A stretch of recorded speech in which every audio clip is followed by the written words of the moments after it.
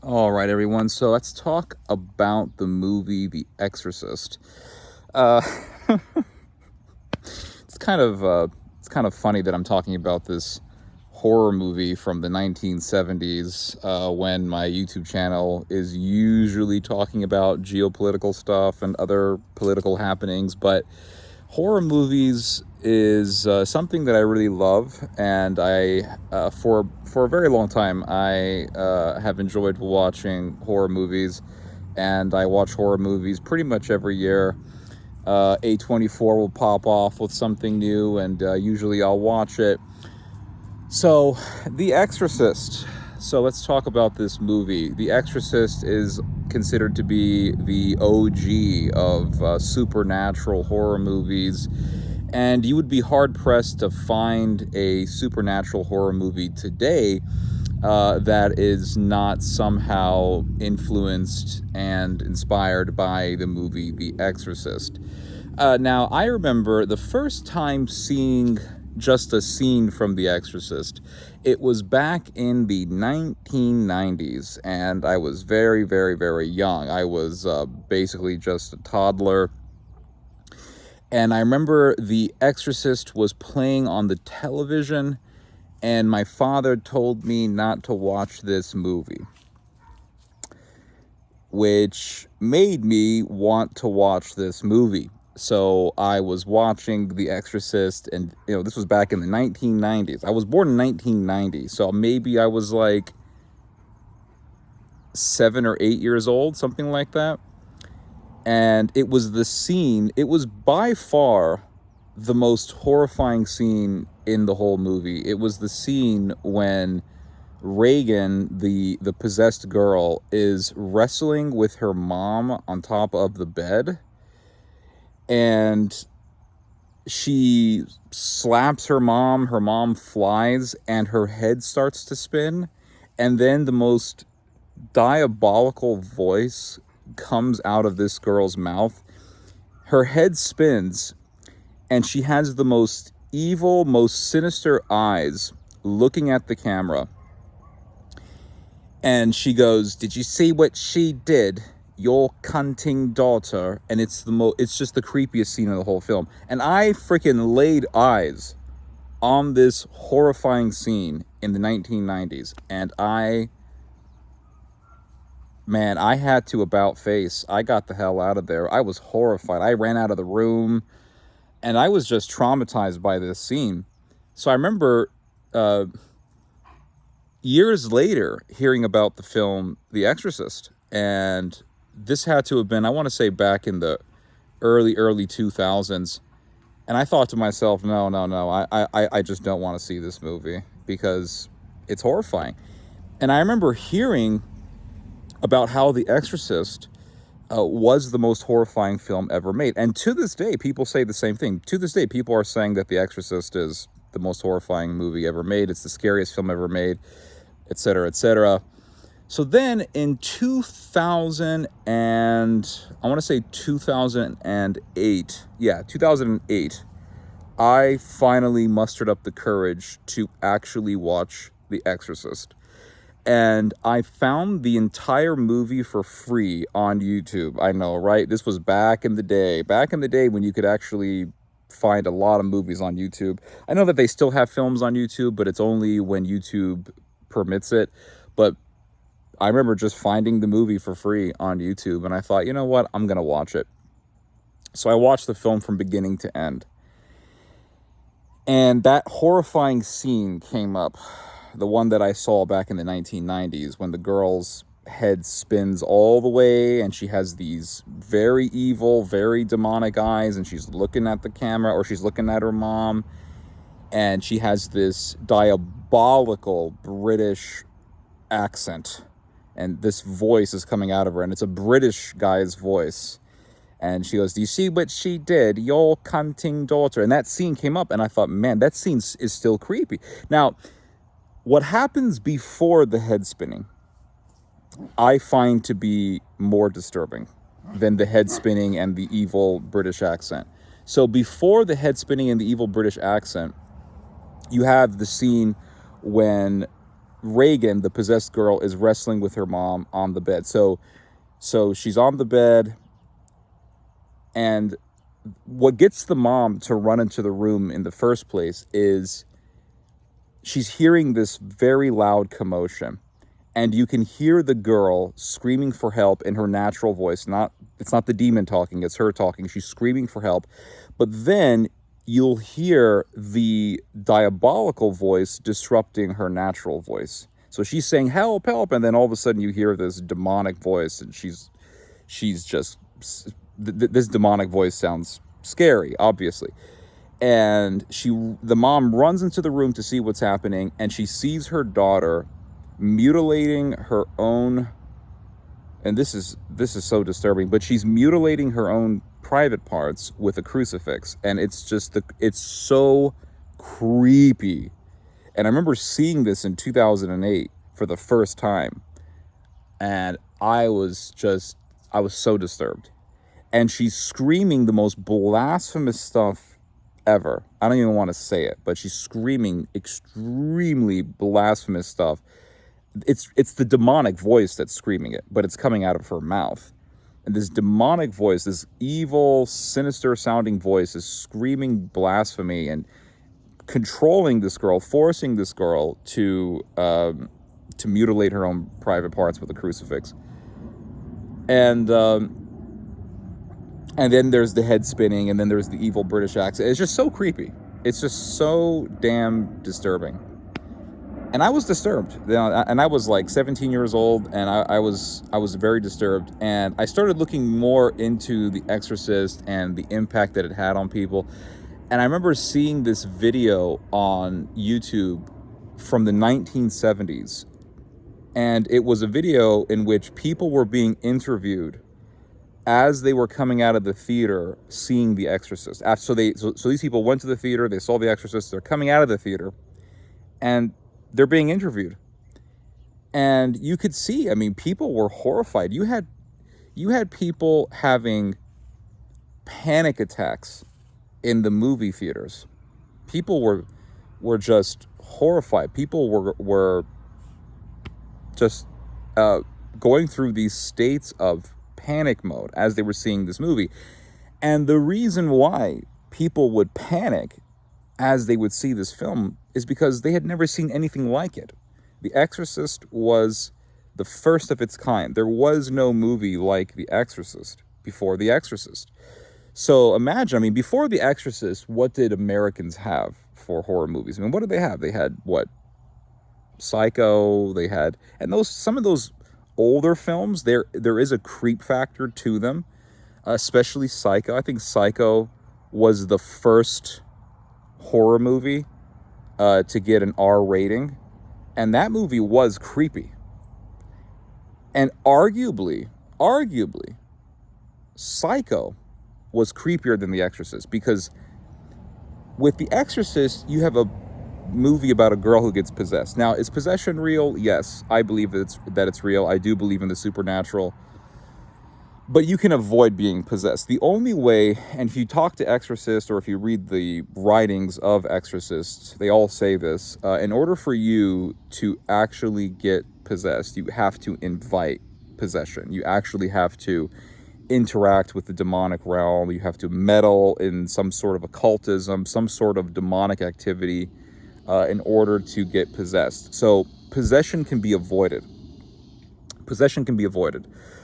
But what is not always avoidable is having to deal with the possessed. And I think that's where the movie Psycho comes in. And that's why I say that Psycho is arguably creepier than The Exorcist, because Psycho can actually happen. Psycho is a movie about a guy who's a murderer.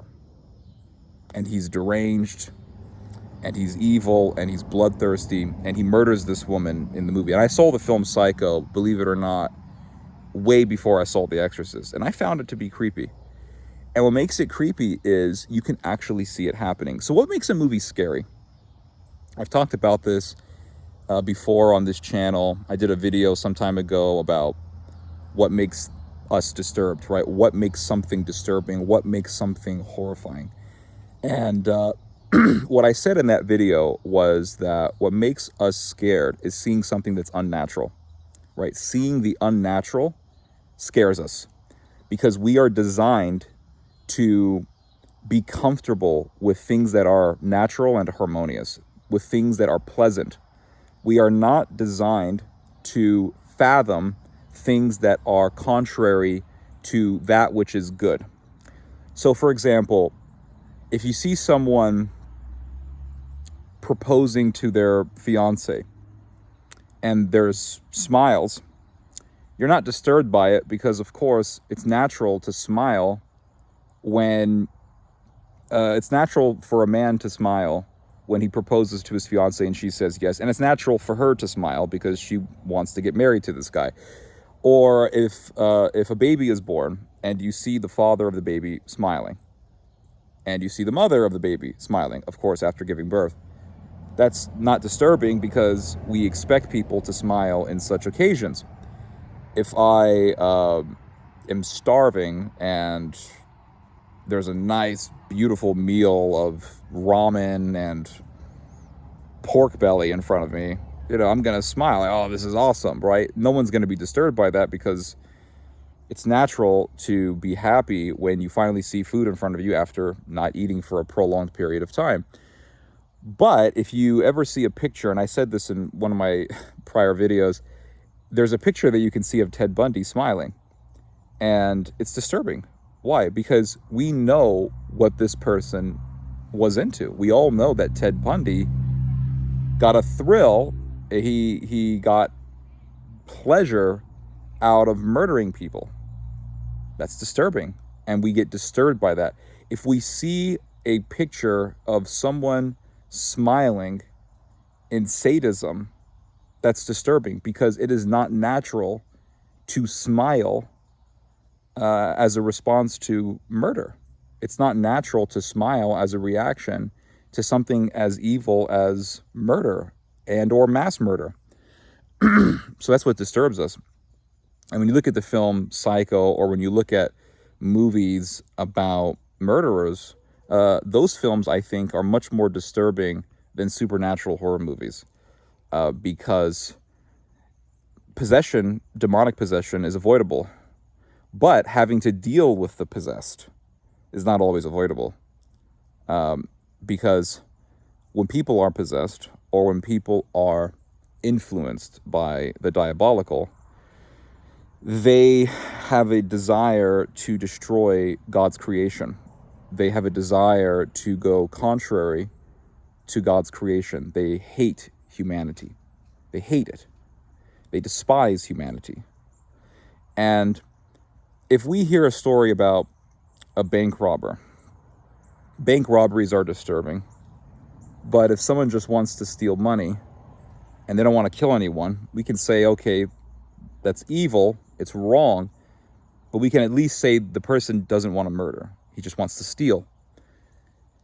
But if somebody is out there desiring to murder human beings for the sheer pleasure of murdering human beings, we have this feeling within us as a reaction to that of pure and sheer horror. We are so disturbed.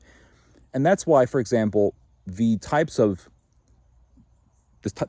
stories that really make it to the news and that really grab our attention at an international level or at a national level are the stories wherein people are murdering people for the sake of murdering people. It's like that Brian Kohberger guy. I mean, why did that guy's story? I mean, murders happen every day in America. Every single day you hear about a murder in Chicago or a murder in Houston and all that. But if we hear that those murders are gang related, we just say, okay, well, that's just inner city violence. But if we hear about some guy named Brian Kohberger who, when we hear the story that this guy got a knife and then stalked these college students for God knows how long and then went into the house and then butchered people inside the house, that's much more disturbing to us because that's a story of someone who just wants to murder humans for the sake of murdering humans. And that is a case of people being victims of the possessed. So it's far more disturbing to deal with the possessed. than it is to hear about possession, because possession is something, like I've said, it's avoidable. But having to deal with the possessed is not always avoidable. And you can look at a film like The Exorcist and you can say, well, it's just a horror movie. And it is. It's a horror movie. And there's some things about the film The Exorcist that are kind of corny, to be honest with you. I mean, you see The Exorcist for the first time when you're in your teens, and it's creepy as hell, right? It's a creepy-ass movie. But after seeing The Exorcist so many times, you begin to see that there's some corniness to it. There's a corniness factor to The Exorcist. There's a couple of scenes in that movie that feel like loose ends, if you know what I mean. So, for example, there's a scene where a priest goes into a church and then he sees a statue of the Virgin Mary that has been horrendously violated. And you never really get an explanation as to how that happened. It just feels like the director put that scene in there just to disturb the audience. But that scene doesn't really connect to the rest of the movie, because you never find out, you're never told later on who did that to the Virgin Mary statue. And then there's another scene where the possessed girl, Reagan, disturbs and disrupts a dinner party, and she walks up to some random guy in the room and says, "You're gonna die up there." But that guy that she tells that to doesn't really pop up in the rest of the film, and so we really don't know how that scene connects. Now, there is a part of the film where you hear about a guy named Burke Dennings being thrown out of a window, and maybe that's what the girl was referring to, but she doesn't tell that prediction to Burke Dennings. She just tells it to some random guy. So again, it just feels very, not very, but it feels somewhat out of place in the film, and it just feels like a loose end.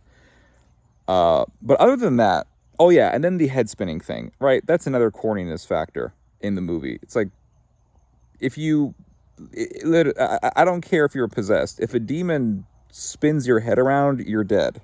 You're not going to survive. So that's another thing. It's just that head spinning thing. It's very famous, but it's not famous as something that's terrifying. It probably terrified the hell out of people in the 1970s, but today in the 2020s, I mean, you show that to people are just going to see it as corny. And it's the head spinning thing was just another thing that the director added in just to scare people, because no one had seen that in a film before. So the director thought, I'm really going to scare the shit out of people. And he did. But in the 1970s, now we look at the head spinning thing as just a meme. So it's like, okay, whatever.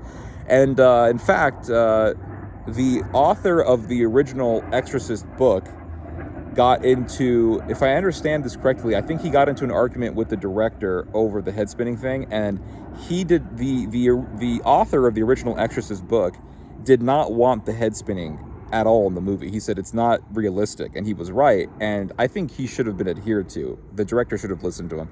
But of course, the director wanted this head spinning thing because he thought, well, we're just going to scare the shit out of people. But it's not realistic, and you look at it, and it's just sort of corny.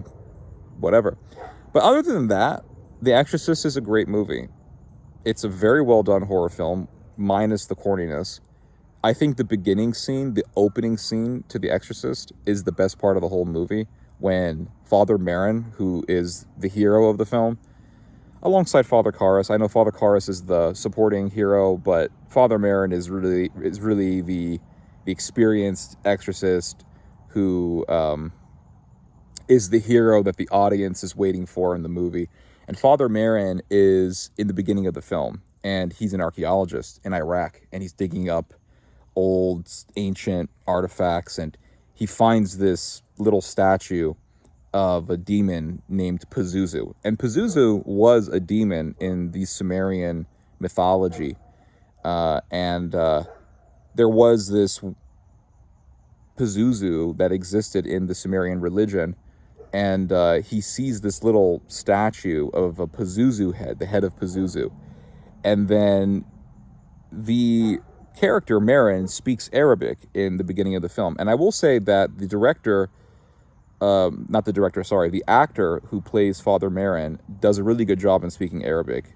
From what I understand, I think his father was a professor, so obviously he comes from some sort of an academic upbringing, and maybe that would explain why he respects the Arabic religion when he articulates it. But he does a really good job in speaking Arabic, and I think that adds to the authenticity of the opening scene of The Exorcist. But anyway, Father Merrin eventually finds himself in this vast sort of desert area in Iraq, and then he sees this giant statue of Pazuzu, and it's just the best scene in the whole film. It's creepy, it's eerie, the eerie Exorcist music plays. It's like this screeching violin music. It's so well done. And the opening scene is just a masterpiece. It's just a masterpiece.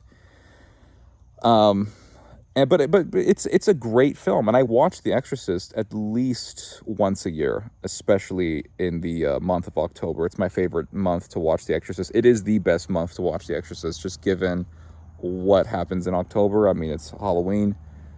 But yeah, The Exorcist is it's the OG supernatural horror movie, and there is a corniness factor to it. But at the same time, the way that I look at The Exorcist is that it is an attempt, at least, of artistic expression by which to illustrate evil. That's the way I see the film. I mean, one of the marks of a great movie is one of the marks of a great film is that it can be interpreted somehow by the audience. It's like, what is the mark of a great song, right? One of the marks of a great song, and really one of the marks of great songwriting, is that it leaves the song up for interpretation by the listener. And I think a film is somewhat like this. A good film can be somewhat like this, somewhat, but because a film has a timeline, a good movie will have a story and a timeline. It's not exactly like a song, of course not. But you can sort of look at a great film and you can apply it. You can a better way to express this is that you can look at a great film and allow it to inspire you. Just like you can listen to a great song and listen to the lyrics, and you can allow those lyrics to inspire you, and you can apply those lyrics to your own personal life somehow. And it's like the film Braveheart, right? Like you can watch the film Braveheart and you can allow it to inspire you. And that's what makes Braveheart, or that's one of the things that makes Braveheart one of the greatest films. For me, it's the best film ever made. But you can watch the film The Exorcist and you can at least appreciate it as a film that artistically illustrates evil, right? Right. Notwithstanding its corniness, you can still see it as an artistic expression of evil. Sort of like watching, it's sort of like seeing a work of art a work of art that illustrates a war. For example, you can see pieces of art that illustrate things that happened in the 30 Years' War, which was the worst war that ever happened in Europe before World War I, World War II. So you can see these works of art that illustrate the 30 Years' War, and the way that these art pieces are done are really, really expressive of the horrors of the 30 Years' War. So like the texture, the colors, the expression in the people's faces. And you can see these works of art and you can say, wow, these works of art really illustrate the horrors of war. Not just the 30 Years' War specifically, but you can allow these works of art to convey to you the message of the horrors of war. Yes, those works of art are about the 30 Years' War specifically, but they can inspire you into seeing the horrors of war generally speaking. Just like the film The Exorcist can inspire us into seeing the nature of evil. And if you see what this demon does to this girl in the movie, you can see how the demonic world hates humanity and has declared war on humanity.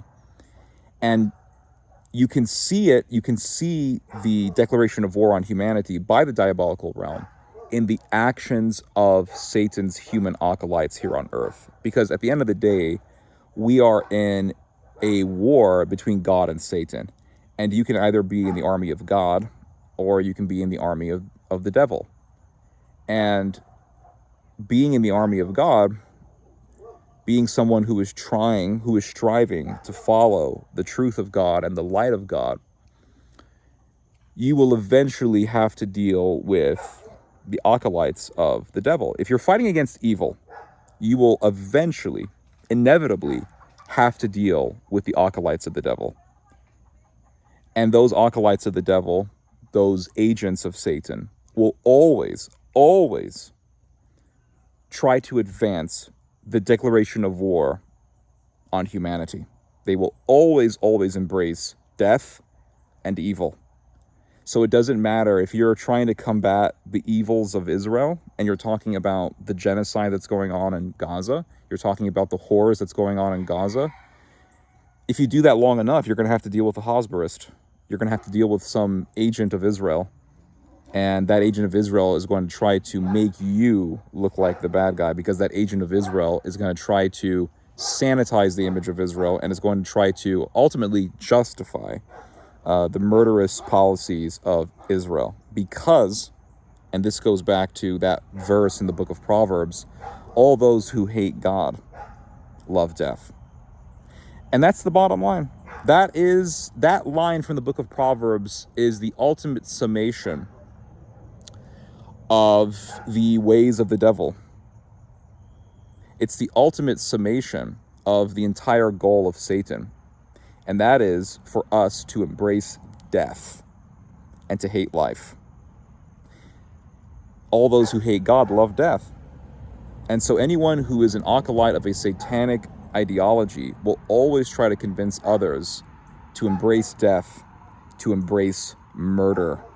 And all those who go against the acolytes of the devil will have to deal with the possessed. And that, my friends, is the most horrifying thing ever. Anyway, you guys just heard some theology. God bless.